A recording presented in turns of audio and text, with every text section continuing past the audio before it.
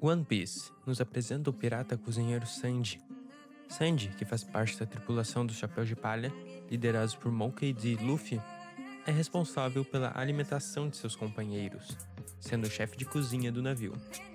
Entretanto, Sanji sempre demonstrou ser um homem muito intenso em relação aos seus sentimentos pelas mulheres. Essa é uma de suas principais características, apresentada de forma bem exagerada e muitas vezes cômica. Sanji é mostrado com os olhos em formato de corações e perdidamente apaixonado por qualquer mulher que ache atraente, chegando a até desmaiar de paixão algumas vezes. Na maioria das situações, ele sempre é rejeitado pelas mulheres, mas isso nunca foi motivo para se abalar, afinal, é algo bem recorrente. Como isso ocorre em praticamente todos os episódios, não precisamos dar muita atenção a essas situações. Porém, no arco de Whole Cake está o tema principal desse vídeo. Nele, Sanji é obrigado a se casar, e por incrível que pareça, contra sua própria vontade. A imperatriz Big Mom e seu pai biológico Judge organizam um casamento político entre Pudding, filha de Big Mom, e Sanji. Sanji se vê sem alternativas, já que seus irmãos biológicos fizeram de refém seu querido pai adotivo, além das ameaças da imperatriz contra os seus companheiros. Então ele se rende e é levado por sua família até o reino da imperatriz, onde ocorrerá o casamento arranjado. A angústia tomou conta do meu coração, e o terror me domina. Salmos 55:4. Ao chegar, ele conhece sua noiva, Pudding, uma jovem meiga, gentil e sentimental, que convida Sanji para uma conversa a sós. Nessa conversa, ela pede desculpas pela situação complexa do casamento, explicando que sua mãe receberá a tecnologia avançada da família do noivo em troca de mais poder militar. O Senhor não vê como vê o homem. O homem vê o exterior, porém o Senhor vê o coração. 1 Samuel 16:7. Sanji abre seu coração para sua noiva de forma sincera, como nunca antes retratado na série. Ele conta como foi rejeitado e tratado como um fracasso por sua família, da qual fugiu há 13 anos, mas que, infelizmente, precisou voltar para esse inferno, como ele mesmo se refere ao falar de seu pai e de seus irmãos. Pudding chora e faz uma promessa a Sanji, garantindo que o casamento deles não será um inferno. Ele se surpreende e a abraça. Vendo que, mesmo diante desta situação terrível, ela demonstra compaixão, amor e carinho em relação ao futuro casamento, Sanji diz que ela será sua salvação em meio ao caos daquele momento. No mesmo dia, já à noite, Sanji, agora apaixonado por sua futura esposa, faz um lindo buquê de rosas cor-de-rosa para Pudding e prepara uma janta especial para levar ao quarto dela. Porém, a porta está trancada e ele decide entrar pela varanda para entregar a janta e o buquê de flores. Enganoso é o coração, mais do que todas as coisas. Jeremias 17:9. Entretanto, Sanji escuta sua futura esposa rindo. Ao espiar pelo vidro, ele vê sua irmã mais velha, Heiju, amarrada, enquanto Pudding ri em tom de deboche. Sanji fica confuso e escuta as palavras de Pudding dirigidas à sua irmã mais velha falando sobre ele. Escondido, ele a ouve rindo dele e dizendo em tom de deboche coisas como: "Eu nunca me casaria com aquele verme desprezível, mesmo se eu fosse uma demente. Eu nunca o amei. Ele é nojento e repulsivo. A gentileza dele é ridícula. É um idiota fácil de enganar. Homens como ele são bons apenas para serem usados. O casamento é só um plano para matá-lo." Ela trata o amor de Sanji como algo vergonhoso, algo fraco, algo risível.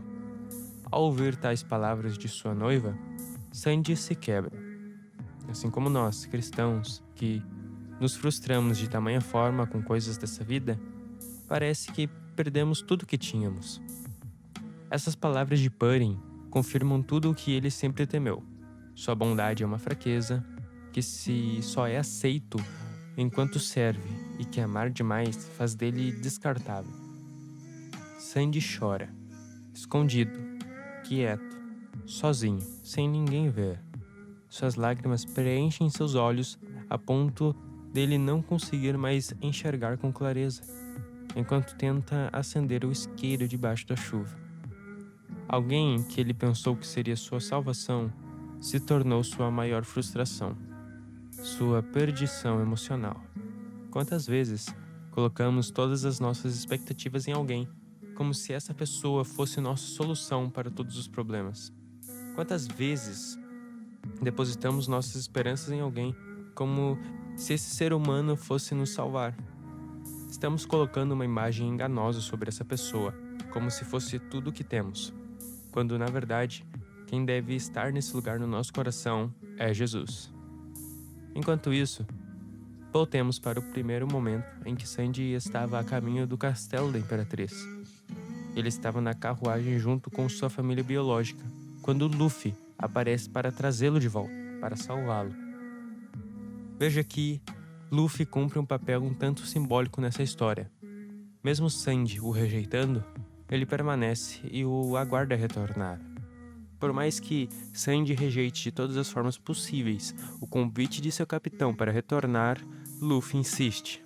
Mas o cozinheiro recusa e ridiculariza o convite. Ainda assim, Luffy continua insistindo. Mesmo depois de levar vários chutes do seu companheiro, ele persiste em trazê-lo de volta e diz que não sairá daquele lugar até que Sandy retorne. O capitão enfatiza que vai esperar Sandy de braços abertos para que ele volte o mais breve possível. Sandy não chora apenas pela traição de Pudding. Ele chora porque precisou voltar para a família que o abusou e o rejeitou. Sandy chora porque se obrigou a rejeitar seus melhores amigos para estar ali, contra sua vontade. Sandy chora porque suas inseguranças foram trazidas à tona ao encarar o seu passado. E Sandy chorou porque naquele momento sentiu que suas inseguranças foram confirmadas de uma vez por todas e não viu saída, aceitando o que ouviu sobre si. As inseguranças do apaixonado vieram de uma infância traumática, onde o pai alterou geneticamente todos os seus filhos para serem mais fortes e não terem emoções como compaixão e tristeza, sendo Sandy e sua irmã Heiju os únicos que possuem todas as emoções. Entretanto, Sandy era o único em que as alterações genéticas não surtiram efeitos. Isso fez com que os seus outros irmãos o maltratassem. Chegavam a bater nele e humilhá-lo recorrentemente. Ao pedir socorro para o pai, o mesmo o rejeitava e aprovava as ações dos irmãos. Porém, a única que demonstrava um mínimo de carinho e cuidado com o Sandy era sua irmã mais velha, que tratava de seus ferimentos e incentivou a sua fuga da família. Pouco antes de fugir, ele foi dado como morto para o povo de seu reino, já que o pai era o rei. E como foi confinado no porão do castelo por 6 meses, como um prisioneiro de sua própria família. Diante de tudo isso, ouvindo dos próximos que era um fracasso, um inútil, um peso para todos e uma vergonha por existir, Sandy criou um enorme trauma, onde parece que ele precisa ser útil para ser aceito, fazendo acreditar que só seria amado quando estivesse servindo para algo ou alguém. Ele aprendeu a cozinhar por paixão pela culinária, mas será que foi só isso? Será que no fundo do coração do personagem ele aprendeu a cozinhar tão bem, talvez para ser útil e evitar de ser rejeitado novamente? Depois de fugir, Sandy passou fome e novamente enfrentou uma grande dificuldade, onde conheceu o pirata Zeph, que juntos acabaram naufragando e ficaram presos em uma pequena ilha. Nesse lugar, ele e Zeph não tinham nada além de uma pequena porção de comida para dividir. Porém, Zeph mentiu e deu toda a comida para Sandy, ficando apenas com um saco cheio de ouro. Quando a comida de Sandy terminou, ele foi ver o que o velho tinha e se surpreendeu ao ver que Zeph havia comido sua própria perna para sobreviver. Sandy, pela primeira vez, havia visto um sacrifício de amor feito para ele. Depois disso, Zeph adotou Sandy e o criou como seu filho. Depois de vermos tudo isso, entendemos os motivos de Sandy ter chorado naquela noite em Holy Cake. Não foi apenas pela Purim. O mais intrigante é o que vem após isso. Sandy não muda sua forma de agir com ela. Ele continua sendo gentil, cavalheiro e educado, mesmo sabendo que ela planeja matá-lo e o repudia de todas as formas possíveis. Ele não fica amargurado e segue como se nada tivesse acontecido. E isso é o mais forte dessa cena, porque o caráter do Sandy não dependia de como trataram ele. Dependia de quem ele escolheu ser. Na Bíblia, Jesus ensina algo que vai exatamente contra o nosso instinto humano. Amai os vossos inimigos e fazei o bem aos que vos odeiam. Lucas 6:27. Sandy poderia ter respondido com ódio, com desprezo, com vingança, mas ele escolhe amar, mesmo ferido. Escolhe o bem, mesmo machucado.